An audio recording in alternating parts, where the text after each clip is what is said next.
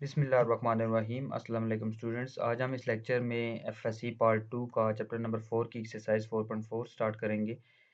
और exercise start करने से पहले हम कुछ पॉइंट्स देख लेते हैं। Point of intersection of lines क्या होता है? हमारे पास अगर लेट्स सपोज दो लाइंस हैं, लेट्स सपोज मैं लाइंस ड्रा करता हूँ। ये एक लाइन है, एक ये लाइन है, ठीक है। इनका पॉइंट ऑफ इंटरसेक्शन अब आपके पास ये वाला ये पॉइंट ऑफ इंटरसेक्शन है, ठीक है। ये इस पे ये दोनों लाइन से इंटरसेक्ट कर रही हैं। अब हमने ये पॉइंट ऑफ इंटरसेक्शन निकालना है। और एक चीज़ नोट करें, इसमें ये दोनों लाइन जो इंटरसेक्ट कर रही थी, ये दोनों नॉन पैरेलल थी। दो लाइंस के इंटरसेक्ट करने में एक कंडीशन आप लोगों के पास होनी चाहिए कि आपके पास ये दोनों नॉन पैरेलल लाइंस होनी चाहिए। तो ये L1 एक लाइन है, L2 एक लाइन है। अभी non parallel lines let P x1 y1 be the point of intersection of L1 and L2 then. तो लेट हम कर लेते हैं कि ये पॉइंट ऑफ इंटरसेक्शन है इन दोनों पॉइंट्स का, ठीक है। तो फिर इसका मतलब कि ये पॉइंट इसको भी सेटिस्फाई करेगा और यही पॉइंट इसको भी सेटिस्फाई करेगा। ज़ाहिर सी बात है, जिस पॉइंट पे ये इंटरसेक्ट करेंगी वो पॉइंट जो है वो दोनों लाइंस के ऊपर पड़ा होगा। तो किसी भी लाइन के ऊपर कोई पॉइंट पड़ा हुआ हो तो उसकी कंडीशन क्या होती है कि वो पॉइंट उस लाइन को सेटिस्फाई करता है। तो आप जस्ट एक्स वाई की जगह x1 y1 रिप्लेस कर दें और इस एक्स वाई की जगह x1 y1 रिप्लेस कर दें। बाकी दोनों लाइंस को एज इट इज रहने दें, इसको 1 और 2 का नाम दे दें। और solving 1 and 2 simultaneously we have. तो आपको पता होगा कि टू लाइंस को सॉल्व करने का आप मेथड क्या होता है कि x1 लिखेंगे आपके पास। x1 लिखने के बाद आपने a1 को b2 से मल्टीप्लाई, अच्छा इसमें फर्स्ट वालों को हम इग्नोर कर देते हैं, ठीक है। B1 को C2 से मल्टीप्लाई करेंगे, ठीक है, माइनस B2 को C1 से इक्वल टू। इसी तरह आप लोग Y1 माइनस Y1 के नीचे लिखेंगे, C1 को आप लिखेंगे A2 के साथ मल्टीप्लाई करेंगे, ठीक है। C1 को A2 के साथ, अच्छा ये A1 को इसने C2 के साथ लिखा हुआ है, माइनस A2 को C1 के साथ लिखा हुआ है। और इसी तरह इक्वल टू आखिर में कांस्टेंट 1 आ जाता है। और ये A1 B2 से मल्टीप्लाई होता है और A2 B1 से मल्टीप्लाई होता है। ये प्रोसीजर है, ठीक है। इसमें आप इस चीज़ को अलग से इक्वल रखें, इस चीज़ को अलग से इक्वल रखें, यहाँ से x1 और y1 निकाल लें। वो आपके पास पॉइंट ऑफ इंटरसेक्शन होगा दोनों लाइंस का, ठीक है। Hence this point is the point of intersection of L1 and L2। तो equation of line passing through the point of intersection, हमारे पास इक्वेशन ऑफ लाइन क्या होती है जो कि उस पॉइंट ऑफ इंटरसेक्शन से पास करें। हमारे पास L1 L2 दो लाइंस हैं। Then equation of lines passing through the point of intersection of L1 and L2 is. तो हमारे पास जो इक्वेशन ऑफ लाइन होगी वो क्या होगी, L1 प्लस के L2 इक्वल टू 0 वेयर के इज कांस्टेंट, ठीक है। के कोई भी कांस्टेंट हो सकता है। तो ये लाइन L1 होनी चाहिए प्लस दोनों लाइंस ऐड होनी चाहिए और जस्ट एक लाइन के साथ कोई ना कोई कांस्टेंट मल्टीप्लाई हो रहा हो। तो वो इक्वेशन ऑफ लाइन होती है जो कि पास कर रही होती है उन दोनों के पॉइंट ऑफ इंटरसेक्शन में से, ठीक है। अब हम क्वेश्चन नंबर 1 से स्टार्ट लेते हैं। Find the point of intersection of the lines. हमारे पास पहला क्वेश्चन यही है कि आपने इंटरसेक्शन ऑफ लाइंस फाइंड करनी है, ठीक है। ये हर 3 पार्ट्स हैं, एक पार्ट मैं करवा देता हूँ। इसमें हमारे पास पहला पार्ट है जिसमें आपने इसको L1 का नाम दे देना है, ठीक है। और दूसरी इक्वेशन को आपने L2 का नाम दे देना है। स्लोप ऑफ L1 आपने लाइन L1 की स्लोप फाइंड कर लेनी है, M1 इक्वल टू। अब स्लोप आपको पता होना चाहिए, स्लोप का फार्मूला लाइन के अंदर में क्या होता है कि माइनस ए बाई बी। अब ये x का कोएफ़िशिएंट a होता है और y का कोएफ़िशिएंट b होता है, ठीक है। Minus a by b formula होता है। माइनस ए हमारे पास 1 था, b हमारे पास -2 है। तो ये माइनस माइनस कैंसल हो जाएगा, 1/2 M1 ये आ गया। इसी तरह स्लोप ऑफ L2 आप लोग निकाल सकते हैं, 2/-1 मतलब -2/-1 माइनस माइनस कैंसल 2 आ जाएगा। M1 M2 दोनों की स्लोप्स आ चुकी हैं। अब आप लोग देख सकते हैं कि M1 M2 दोनों की स्लोप्स इक्वल नहीं है, देयरफॉर लाइन्स आर इंटरसेक्टिंग। तो आपके पास इसका मतलब ये हुआ कि दोनों लाइन्स पैरेलल नहीं है। जब भी कोई दो लाइन्स पैरेलल अगर नहीं है तो इट्स मीन कि वो दोनों इंटरसेक्ट कर रही हैं, ठीक है। नाउ इफ कहीं न कहीं वो इंटरसेक्ट करेंगी। Now if x y is the point of intersection of L1 and L2 then. तो आपने सबसे पहले आपने इनकी स्लोप्स निकाल के चेक कर लेना है। अगर तो वो इक्वल आ जाती हैं, तो स्लोप्स इक्वल आ गई तो वो तो पैरेलल लाइन्स होंगी, वो कहीं भी इंटरसेक्ट नहीं करेंगी। आपने उस केस में कह देना है कि here the both slopes are equal, so these lines can never intersect. तो अगर आपके पास स्लोप्स इक्वल ना आए तो देन आप उसको फर्दर प्रोसीड करें, ठीक है। जैसे कि इस केस में हम फर्दर इसको प्रोसीड करेंगे। तो अब ये देख लें, आप लोग x लिखेंगे, x डिवाइडेड बाय इस कोएफ़िशिएंट को आप इससे मल्टीप्लाई करेंगे, माइनस इसके कोएफ़िशिएंट को इससे मल्टीप्लाई करेंगे, ठीक है। Equal to minus y divided by फिर आप x के कोएफ़िशिएंट को 2 से मल्टीप्लाई करेंगे और इस x के कोएफ़िशिएंट को इधर 1 से मल्टीप्लाई करेंगे, बीच में माइनस रखेंगे, इक्वल टू कांस्टेंट 1 लिखेंगे और फिर आपने इसके कोएफ़िशिएंट को इसके कोएफ़िशिएंट से मल्टीप्लाई करना है और x के कोएफ़िशिएंट को y के कोएफ़िशिएंट से मल्टीप्लाई करना है, बीच में माइनस रखना है। ये आपने अभी हमने ऊपर वो फ़ॉर्मूला देखा था, ठीक है? ये देख लें इसी तरह से बिल्कुल इसने किया हुआ है और इस चीज़ को सेपरेटली ये इसको इक्वल लेगा 1/3 के और -y/0 को सेपरेट लेगा इसके इक्वल, ठीक है? अच्छा, इसको आपने इधर इन्फिनिटी नहीं कर देना, ये 0 से जाके मल्टीप्लाई होगा तो वो आपके पास से इन्फिनिटी फॉर्म खत्म हो जाएगी। तो ये आपने इधर फर्दर इसको काम करना है, ठीक है? ये आपने दोनों को अलग-अलग इक्वल रखना है, यहाँ से x की वैल्यू -1 आ जाएगी, y की वैल्यू 0। तो so we have the point of intersection is -1, 0। Similar lines पे आप लोगों ने क्वेश्चन नंबर इसका 1 का दूसरा पार्ट करना है। ये देख सकते हैं आप लोग, इसमें भी स्लोप्स इक्वल नहीं है। तो you can find the point of intersection in this case and question 3 do yourself as above, ठीक है? तो question number 2, find an equation of the line through the point -2 -9 at the intersection of the lines and 3x - 4y - 6 = 0। अब हमने देखना है कि एक point है and the intersection of lines, हमने इक्वेशन ऑफ लाइन फाइंड करनी है जो कि इन दोनों के पॉइंट ऑफ इंटरसेक्शन में से पास कर रही हो, जो कि हमने दूसरा मेथड देखा था L1 + k L2, ठीक है?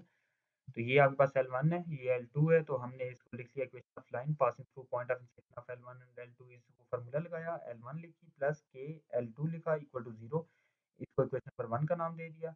अब since 2 - 9 lies on 1 therefore put, अच्छा अब ये 2 - 9 उसने कहा था कि ये पॉइंट ऑफ इंटरसेक्शन में पड़ा हुआ है, तो इट मीन कि आपके पास ये उस लाइन में से भी पास करेगा जो कि उस पॉइंट ऑफ इंटरसेक्शन में से पास कर रही होगी। मतलब ये है कि ये पॉइंट जो है वो तीनों लाइन्स के ऊपर होगा, ज पहली 2 उनके इंटरसेक्शन पे और तीसरी जो लाइन है उसमें से पास कर रही होगी, तो 2 - 9 इसको सैटिस्फाई करेगा, ठीक है? इक्वेशन नंबर 1 में हम इसे पुट कर लेंगे, x की जगह 2, y की जगह -9, यहाँ पे -2, यहाँ पे -9, यहाँ पे 2, यहाँ पे -9। तो ये देख सकते हैं आप लोग, इसने पुट किया हुआ है, इसको कैलकुलेट करके k की वैल्यू निकाल लेगा, वो k की वैल्यू उठा के सिंपल इधर पुट करेगा, ठीक है? और फिर इनको ऐड करेगा, x वाले x में, y वाले y में, वो आपके पास इक्वेशन होगी। तो ये देख सकते हैं आप लोग, k की वैल्यू इसने 49/36 निकाली है, ये 49/36 इसने 1 में पुट की हुई है। पुट करने के बाद इसने ये 36 एलसीएम लिया हुआ है, इन तीनों से मल्टीप्लाई किया हुआ है और 36 सारे के नीचे जब आ जाएगा, इसको 0 से मल्टीप्लाई करके खत्म कर दिया है। या तो ऐसे भी कर सकते हैं, multiplying by 36 on both side, दोनों साइड कर दें, ठीक है? ये 0 हो जाएगा, इधर 36 खत्म हो जाएगा और इन सारों से 36 मल्टीप्लाई कर देंगे, ठीक है? तो यहाँ पे x वाला x में ऐड होगा, y वाला y में और कांस्टेंट वाला कांस्टेंट में। ये आपके पास this is the line of this is the equation of line which is required, ठीक है? तो पार्ट नंबर 2 बिल्कुल इसी तरह करना है।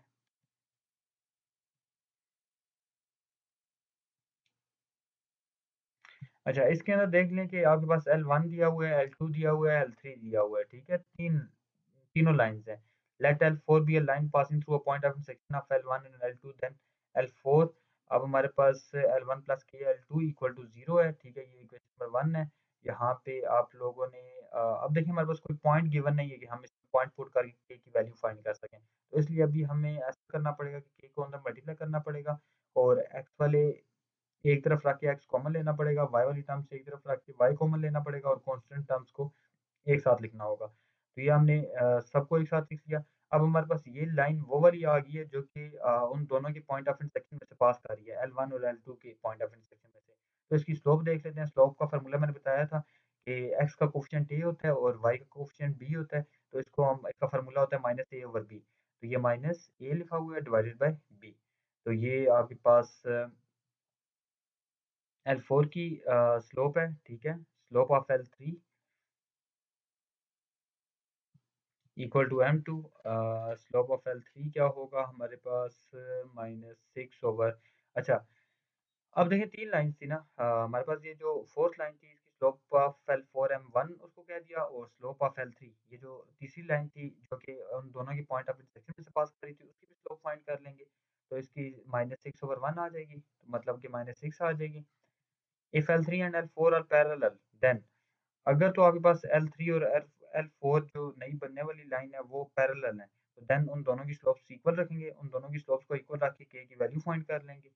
ये इसने इक्वल रख के तो ये इधर क्रॉस मल्टीप्लिकेशन की है, k की वैल्यू इसने फाइंड की -7, पुटिंग वैल्यू ऑफ k इन 1, तो सिंपल वो इक्वेशन नंबर 1 में ये जो हमने खुद लेट किया था L1 प्लस k L2, ये यहाँ पे इस इक्वेशन नंबर 1 में k की वैल्यू पुट करनी है, आपके पास रिक्वायर्ड इक्वेशन ऑफ लाइन आ जाएगी, ठीक है? ये -7 पुट किया और ये रिक्वायर्ड इक्वेशन ऑफ लाइन आ गई, ठीक है। इसमें एक्स वाला एक्स में करके ये देख सकते हैं आप लोग 6x + y + 18 = 0 is the required equation. अच्छा, अगर तो L3 और L4 लाइन्स परपेंडिकुलर हैं तो then the product of the slopes equal to -1। तो उनके स्लोप्स का जो प्रोडक्ट होगा वो -1 के इक्वल होना चाहिए। सिंपल m1 की वैल्यू पुट करनी है, m2 की वैल्यू पुट करनी है इक्वल टू -1। ये मैं फिर बता रहा हूँ कि m1 स्लोप थी लाइन L3 की और m2 स्लोप थी L4 की, ठीक है। तो यहाँ से भी आप लोग k की वैल्यू फाइंड करके आप उसमें पुट कर सकते हैं, 1 में ही पुट करेंगे। 1 में पुट करके इसको सिंप्लीफाई करेंगे, 43 आपने दोनों साइड्स पे मल्टीप्लाई कर देना है, ठीक है। मल्टीप्लाइंग 43 ऑन बोथ साइड, इधर भी करना है, इधर भी करना है, इधर भी करना है, इधर भी करना है, इधर भी करना है। तो ये आपके पास इक्वेशन रिक्वायर्ड इक्वेशन आ जाएगी। पार्ट नंबर 3, थर्ड पार्ट आप लोग देख सकते हैं कि L1 L2 गिवन है, equation of line passing through the intersection of L1 और L2 इज गिवन बाय। तो ये हमारे पास लाइन ऑफ इंटरसेक्शन है L1 + k L2 = 0। तो इसमें भी हमने वही काम करना है। ये सारा काम करने के बाद अच्छा, इसमें आप देखें हमारे पास तीसरी लाइन भी गिवन नहीं थी। पहले में पॉइंट गिवन था, जो कि हमने उसमें इक्वेशन नंबर 1 में पुट करके k की वैल्यू फाइंड करके पुट कर दिया था। दूसरी कंडीशन में हमारे पास तीनों लाइन्स थी, पॉइंट भी गिवन नहीं था, तो हमें उसे ऐसे ही लेके चलना पड़ा था। और L3 दिया हुआ था, L3 की स्लोप निकाल ली और L4 की स्लोप निकाली थी हमने। तो इस केस में हमारे पास L3 तीसरी लाइन भी मौजूद नहीं है, ठीक है। तो ये आप लोगों ने इसी तरह से के अंदर मल्टीप्लाई करके एक्स वाली टर्म्स को एक साथ लिखना है, एक्स कॉमन लेना है, वाई कॉमन लेना है और कॉन्स्टेंट्स को एक साथ लिखना है। ये कॉन्स्टेंट को उस तरफ शिफ्ट करना है, ये माइनस आ जाएगा इसके साथ। ये चीज़ दोनों तरफ डिवाइड करनी है, dividing this on both side, इधर भी करना है, इसके नीचे भी, इसके नीचे भी। ये कैंसिल होकर 1 हो जाएगा, बाकी इन दोनों के नीचे आ जाएगा। अब इस टर्म को आपने इस चीज़ के नीचे ले जाना है, इस नीचे वाली टर्म के नीचे, और 2 + 4x को के को इसके नीचे ले जाना है, ठीक है। ये हम नीचे लेके जा सकते हैं क्योंकि ये ऊपर शिफ्ट हो सकती है तो ऊपर से नीचे भी शिफ्ट हो सकती है। तो ये अब आपके पास x/a + y/b = 1 आ गई। ये टू इंटरसेप्ट फॉर्म है, लाइन की two intercept form, which is two intercept form of equation of line with x intercept इसका ये है, y इंटरसेप्ट ये है इसका, ठीक है। x intercept equal to this and y intercept equal to this. x intercept का मतलब होता है कि ये x एक्सिस पे कहाँ पे कट कर रहा है, उसको x इंटरसेप्ट कहते हैं, ठीक है। और y इंटरसेप्ट पे यहाँ पे कट कर रहा है। तो we have given x intercept equal to y intercept, इसलिए गिवन था कि हमारे पास x इंटरसेप्ट और y इंटरसेप्ट इसके इक्वल है, ठीक है। मतलब x इंटरसेप्ट की वैल्यू और y इंटरसेप्ट की वैल्यू इक्वल है, तो जो कि हमारे पास x इंटरसेप्ट आया और y इंटरसेप्ट आया, इन दोनों को इक्वल रख लेंगे। इक्वल रखने के बाद हमारे पास यहाँ से k की वैल्यू फाइंड हो जाएगी। ये k की वैल्यू हम फाइंड करेंगे, -1 आ गई। उस k की वैल्यू को उठा के उस इक्वेशन नंबर 1 में पुट कर देंगे, जो कि हमने L1 + k L2 बनाई थी, ठीक है। उसके अंदर आप पुट कर दें। अब इसने ये पुट किया हुआ है 1, ठीक है। ये अंदर मल्टीप्लाई किया हुआ है, इसने इसको सिंप्लीफाई करके x + y + 2 = 0 is the required equation, ये फाइंड कर ली। क्वेश्चन नंबर 3 में find an equation of the line through the intersection of this. इसने इक्वेशन ऑफ लाइन फाइंड करनी है थ्रू द इंटरसेक्शन ऑफ इन दोनों लाइंस की इंटरसेक्शन में से, ठीक है। And the intersection of this and this. अब आपके पास 4 लाइन्स हैं, ठीक है। L1 L2 L3 L4। तो सबसे पहले ये L1 L2 का पॉइंट ऑफ इंटरसेक्शन निकालेगा, ठीक है। ये देख सकते हैं आप लोग L1 L2 का पॉइंट ऑफ इंटरसेक्शन इसने निकाला हुआ है।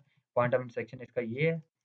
For point of intersection of L3 and L4, फिर L3 और L4 के लिए यही प्रोसीजर फॉलो करेगा और यहाँ भी पॉइंट ऑफ इंटरसेक्शन निकालेगा। ये इसका पॉइंट ऑफ इंटरसेक्शन है। Now equation of line passing through this and this.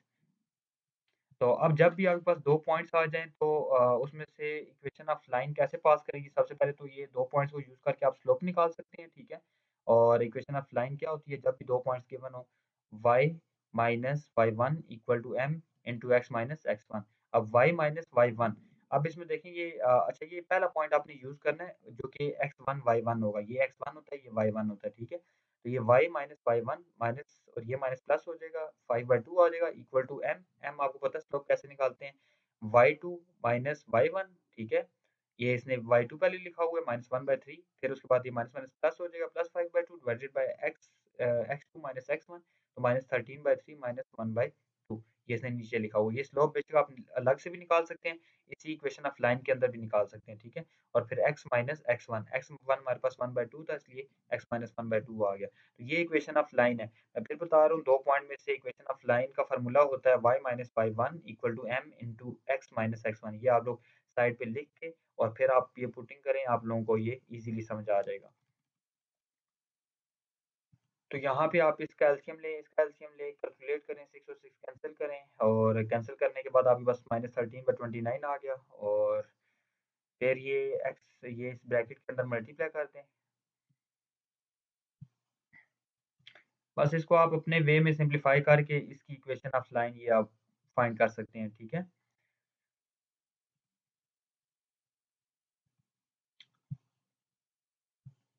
अच्छा 3 concurrent lines suppose L1, L2, L3 अगर हमारे पास 3 लाइन्स हैं, उनका कॉन्करेंट पॉइंट हम कैसे निकालते हैं? जस्ट उनका डिटर्मिनेंट इक्वल टू 0 रखते हैं, तो वो आपके पास उसका कॉन्करेंट पॉइंट होता है। जैसे कि L1 है, ये L2 लाइन है, ये L3 है, तो इनका कॉन्करेंट पॉइंट ये वाला है, ठीक है? इसका प्रूफ भी है, see proof on book at page 208 find the condition that the lines y और ये तीनों लाइन्स हैं और कॉन्करेंट। ये तीनों लाइन्स कॉन्करेंट है, हमने इनके लिए कंडीशन फाइंड करनी है, क्या कंडीशन होगी? तो ये L1 हमने लिख ली, L1 इसको L1 कह दिया, इसको L2 कह दिया, इसको L3। तो इसमें हमारे पास इस y प्लस हो रहा है, इस तरफ आगे माइनस हो जाएगा, m1x minus y plus c1 equal to 0 हो जाएगा। इसी तरह L2 को लिख लेना है, L3 को लिख लेना है, तीनों की ये फॉर्म बना लेनी है। If L1, L2 and L3 are concurrent then अगर आपके पास ये कॉन्करेंट है तो फिर हम देखते हैं कि क्या होगा कि कॉन्करेंट के लिए हमने देखा था कि इनका डिटर्मिनेंट इक्वल टू 0 होता है। अब इनका डिटर्मिनेंट कैसे लिखना है? x का कोएफिशिएंट लिखना है m1, y का कोएफिशिएंट -1 लिखना है और c1 कांस्टेंट को एज़ इट इज़ लिख लेना है। और इसी तरह L2 के लिए, इसी तरह L3 के लिए लिख लेना है। और अब आप लोगों ने ये -1 के नीचे ये दोनों 0 बनाने हैं इन रो ऑपरेशंस को यूज़ करके, ठीक है? अब आप लोगों को पता है इधर 0 बनाना है तो ये R2 में है, तो R2 माइनस R1 करें तो ये माइनस माइनस प्लस हो जाएगा, +1 -1 कैंसिल हो जाएगा। इसी तरह ये R3 माइनस R1 करना है, ठीक है? दोनों रो ऑपरेशंस यूज़ करके आपने ये इस तरह बना के अब आपने इसको इस कॉलम से कॉलम नंबर 2 से एक्सपेंड कर लेना है, -1 लिखना है, ये कॉलम और रो छोड़ना है, ये 4 एलिमेंट्स लिख लेने हैं। ये 4 एलिमेंट्स इसने डायरेक्ट मल्टीप्लाई किए हुए हैं, एक्सपेंडिंग बाय कॉलम 2 इसने लिखा हुआ है, ठीक है? तो ये वाली टर्म इससे मल्टीप्लाई की, बीच में माइनस डालेंगे और ये इस टर्म को इससे मल्टीप्लाई करेंगे और बाकी टर्म्स तो दोनों 0 हो जाएँगी, ये 0 हो जाएगा, ये 0 हो जाएगा, ये देख सकते हैं आप लोग। और ये जब टर्म लिखेंगे तो इसके साथ माइनस आएगा पीछे, ठीक है? माइनस क्योंकि ये आपके पास सेकंड कॉलम और फर्स्ट रो है, तो -1 की पावर 2 + 1 करें तो वो माइनस होता है, तो इसलिए माइनस आएगा। तो ये कंडीशन है हमारे पास is the required condition for the 3 lines are concurrent at same at one point, ठीक है? कोई भी 3 लाइन्स हैं, एक पॉइंट पे कॉन्करेंट है तो then this is the condition, ठीक है?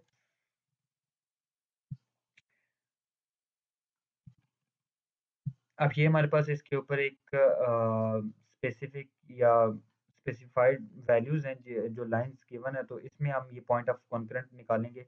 Determine the value of p such that the lines are meet at a point. Meet at a point का मतलब कि वो कॉन्करेंट ही हैं, ठीक है? इन दोनों चीज़ों का एक ही मतलब है, मीट एट अ पॉइंट या कॉन्करेंट। पहले तो आपने L1, L2, L3 का नाम देना है, फिर आपने कहना है कि meet at a point that is concurrent therefore इनका डिटरमिनेंट इक्वल टू 0 होगा।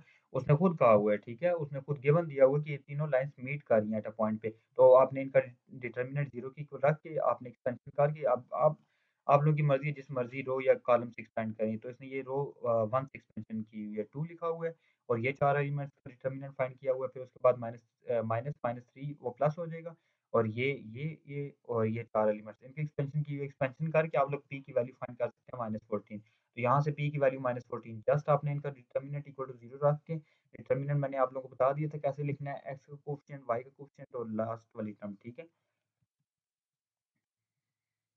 एंगल बिटवीन लाइन्स दो लाइन्स के बीच में हम एंगल कैसे फाइंड करते हैं? तो ये दोनों लाइन्स की स्लोप्स निकाल लेते हैं, ठीक है? m1 m2 फिर आपने tan theta equal to m2 minus m1 by 1 plus m1 m2 तो ये आपने इनकी स्लोप्स के बीच में ये एंगल का फार्मूला इस तरह से यूज़ करना है, ठीक है? अब you show that the lines ये लाइन्स दी हुई हैं, 3 lines are concurrent and the third line bisect the angle formed by the first 2 lines. तो L1, L2, L3 का नाम देना है कॉन्करेंट पहले कॉन्करेंट इनको आपने एक्सपेंशन कर लेनी है, ठीक है? एक्सपेंशन करें ये 0 आ रहा है तो इट्स मीन कि आपके पास ये तीनों लाइन्स कॉन्करेंट है, ठीक है?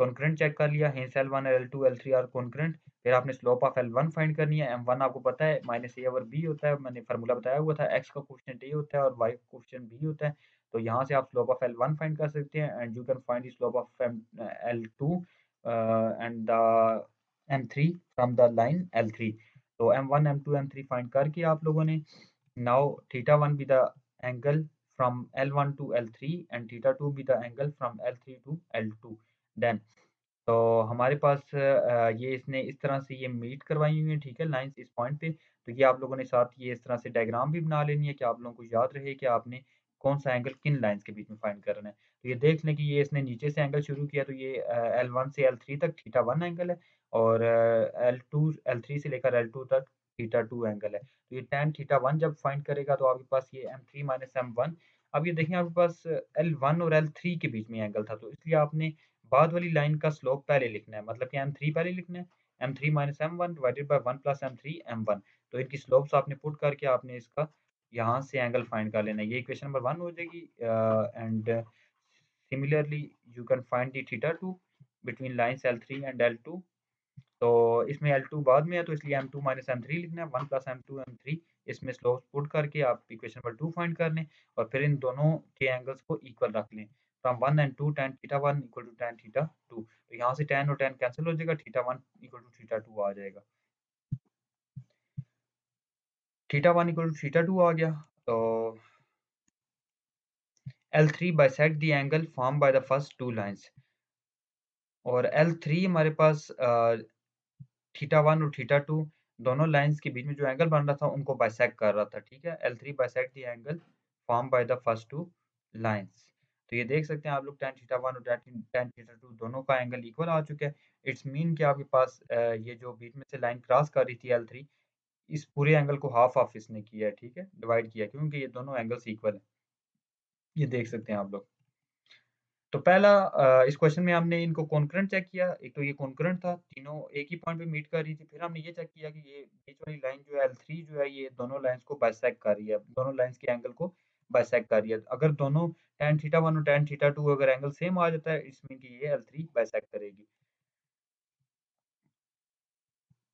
तो यहाँ तक और क्वेश्चन नंबर 7 चलें एक और कर लेते हैं the vertices of a triangle are A B and C find coordinates of the centroid ortho centre circumcentre of the triangle are these 3 points are collinear तो हमने ये 3 पॉइंट्स गिवन है इनकी ये चीज़ें फाइंड करनी है और फिर हमने चेक करना है कि कोलिनियर हैं कि नहीं सबसे पहले given vertices of the triangle और आपने वर्टिसेस लिख लेने हैं centroid of triangle is the intersection of median and is given by अब सेंट्राइड कैसे निकाला जाता है जस्ट आपने इनके फर्स्ट कोऑर्डिनेट्स को ऐड करके 3 पे डिवाइड करना है और सेकंड कोऑर्डिनेट्स को ऐड करके 3 पे डिवाइड करना है ये सेंट्राइड होता है किसी भी ट्रायंगल का ठीक है ये -1 3 इसका सेंट्राइड है means -1 3 is the centroid of the triangle ortho centre कैसे निकालेंगे ortho centre is the point of intersection of altitudes जो कि ऑर्थो सेंटर वो होता है कि जो कि उस ट्रायंगल के एल्टीट्यूड्स का जो मीटिंग पॉइंट या इंटरसेक्शन पॉइंट होता है उसको हम कहते हैं orthocentre slope of A B find कर लेंगे ठीक है ये एल्टीट्यूड का एल्टीट्यूड की स्लोप फाइंड करेंगे ठीक है slope of A B equal to M1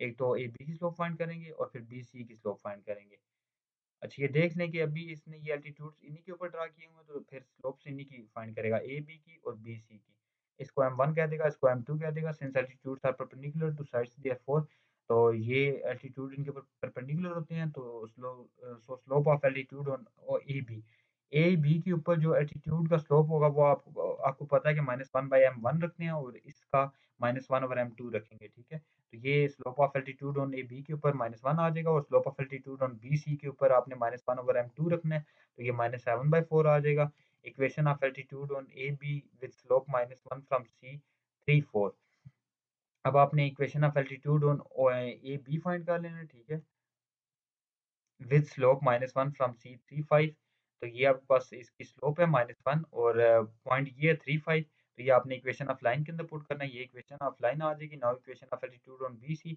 इसी तरह आपने अब equation of altitude on B C find कर लेनी ये देखिए ये उन लाइंस की इक्वेशन है ये जो कि एल्टीट्यूड्स हैं ठीक है ये equation of altitude on A B equation of altitude on A B के ऊपर जो एल्टीट्यूड है उसकी इक्वेशन फाइंड कर रहे हैं ठीक है फ्रॉम पॉइंट सी जो कि पॉइंट्स गिवन थे अब किन किन पॉइंट से वो आ रहे थे ये देखिए सी पॉइंट से आ रहा था अब ये ए पॉइंट से आ रहा है तो हम पॉइंट ए रखेंगे और इसके ऊपर जो स्लोप हमने फाइंड की हुई थी वो स्लोप और पॉइंट को यूज करते हुए इक्वेशन ऑफ लाइन फाइंड करेंगे तो now equation of altitude on B C with slope -7 4 from A यहाँ से आप लोग इसमें ये स्लोप पुट कर सकते हैं ये पॉइंट पुट कर सकते हैं तो इक्वेशन ऑफ लाइन इसमें फाइंड करेंगे ये दूसरी लाइन है for point of intersection of 1 and 2 अब दोनों की एल्टीट्यूड्स की हम जो है वो पॉइंट ऑफ इंटरसेक्शन फाइंड करेंगे, जो कि हम क्वेश्चन नंबर 1 में करके आ चुके हैं। ये देख लें, इस तरह से इसका पॉइंट ऑफ इंटरसेक्शन निकालते हैं, यहाँ से एक्स और वाई की वैल्यू निकालेंगे। तो ये जो आपके पास पॉइंट होगा is the ortho centre of triangle ABC, ये हमारे पास ऑर्थो सेंटर होगा उस ट्रायंगल एबीसी का, ठीक है? अब इसका तीसरा पार्ट है circumcentre of the triangle is the point of intersection of perpendicular bisector. Let D and E be the mid points of the side AB and BC. A, B और BC का mid point आपने find कर लेना है, जो कि D और ई होगा, ठीक है? मिड पॉइंट आपको पता है कैसे फाइंड करते हैं, सिंपल आप ए और बी के दोनों फर्स्ट कोऑर्डिनेट्स को ऐड करके 2 पे डिवाइड करें, सेकंड कोऑर्डिनेट्स को ऐड करके 2 पे डिवाइड करें। इसी तरह ई के लिए और slope of A B find कर लें, slope of B C find कर लें, ठीक है? Slope of perpendicular bisector on A B find कर लें, slope of perpendicular bisector on B C. ये 4 चीज़ें तो हम ऊपर वाले क्वेश्चन में भी करके आए हैं। Now equation of perpendicular bisector having slope -1 through d -3 2। अब आपने जस्ट सारा काम वही करना है, इक्वेशन ऑफ लाइन भी फाइंड करनी है, जस्ट स्लोप वही रखनी है, सिर्फ आपने d ये पॉइंट आपने चेंज किया, वहाँ जिस पॉइंट से आ रहा था और यहाँ जिस पॉइंट से जा रहा है, ठीक है? अब ये पॉइंट आपने यूज़ करना है, इस पॉइंट को यूज़ करते हुए इक्वेशन फाइंड करनी है, इसी तरह आपने दूसरी इक्वेशन फाइंड करनी है। ये इक्वेशन फाइंड करके इसको 3 का नाम दिया, इसको 4 का नाम दिया, फिर इन 3 और 4 का पॉइंट ऑफ इंटरसेक्शन निकाला। ये पॉइंट ऑफ इंटरसेक्शन इसका निकाला। ये point of intersection is the circum centre of the triangle. तो ये circum centre of the triangle है। एक-एक बार प्रैक्टिस करेंगे तो ये चीज़ें आप लोगों को याद रह जाएँगी कि ऑर्थो सेंटर क्या होता है, सेंट्राइड क्या होता है और सर्कम सेंटर क्या होता है। Now to check the collinear between these 3 points. तो इनको कोलिनियर चेक करने के लिए आपको पता है -1 3 रखेंगे, ये पॉइंट रखेंगे, ये पॉइंट, जो कि हमारे पास पॉइंट ऑफ इंटरसेक्शन आए थे, ठीक है, तीनों के। और तीनों के पॉइंट ऑफ इंटरसेक्शन रख लिए और लास्ट कॉलम 1 1 1 का रख लिया। इसका डिटरमिनेंट फाइंड किया, इसका डिटरमिनेंट 0 आ गया। तो hence centroid, ortho centre and circumcentre of triangle are collinear. इसका मतलब कि आपके पास ट्रायंगल का एक ऑर्थो सेंटर जो होता है, सेंट्राइड जो होता है और सर्कम सेंटर होता है, वो तीनों कोलिनियर होते हैं। अब ये बहुत ही मेन चीज़ है, ठीक है? ये आप लोगों को पता होना चाहिए, किसी भी ट्रायंगल की ये तीनों चीज़ें कोलिनियर होती हैं। कोलिनियर मतलब एक ही लाइन पे होती हैं, ठीक है? एक ही लाइन पे होती हैं। Meet at a same point नहीं कर रही होती, एक लाइन पे होती हैं, ठीक है? ये ना वो आप लोग समझे कि वो meet at a same point पे होती हैं, अगर meet at a same point पे होती तो वो तो फिर आपके पास ये कभी ट्रायंगल की ये 3 चीज़ें हम फाइंड कर ही ना सकते। क्योंकि ये तीनों डिफरेंट आप लोग देख लें कि ये सेंट्राइड कुछ और होता है, सेंटर कुछ और होता है, ये तीनों चीज़ें और होती हैं, ठीक है? तो ये कोलिनियर है, कोलिनियर का मतलब एक लाइन ऐसी है जो कि एक ही लाइन पे ये पड़ी हुई हैं, तीनों चीज़ें, ठीक है? इसलिए ये कोलिनियर कहते हैं इनको। तो यहाँ तक इसको अच्छे से प्रैक्टिस करें, इंशाल्लाह हम नेक्स्ट लेक्चर में इसके जो रिमेनिंग क्वेश्चंस रह गए हैं उनको हम कंप्लीट करेंगे।